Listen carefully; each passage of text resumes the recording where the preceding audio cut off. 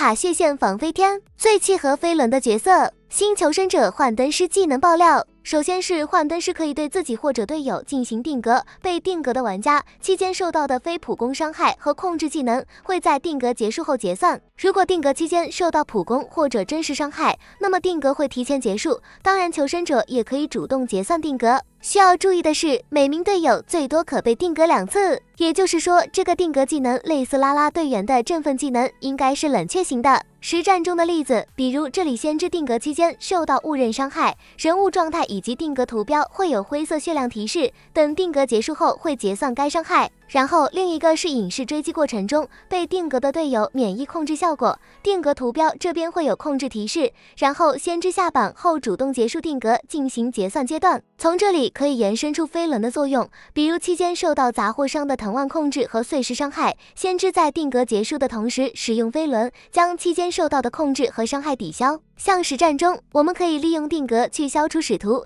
鹿头或者破轮的控制技能。另外，如果定格期间受到控制，在定格结束前吃刀的话，将不再受控制效果的影响。队友定格的持续时间是8秒，幻灯师的持续时间是10秒。在有求生者的狂欢之蚁20米内时，定格的时间减少75%。此外，幻灯师对自己定格的话，还会有个离形效果，就是定格期间会进入离形状态，在监管者视角下是看不到离形状态位置的。离形期间可以进行交互，移动速度提升10%，并可在新的位置多次定格。然后定格技能还可以对场景组件使用，比如密码机、狂欢之蚁和大门，被定格的组件交互速度提升10%。这里定格密码机期间，监管者视角下是看不到电机抖动的，期间破译的进度会在定格结束时结算。密码机定格持续时间是20秒，玩家也可以主动点击图标结束。同理，大门也是一样的效果。其次是定格狂欢之蚁，可以让血线进度暂停5秒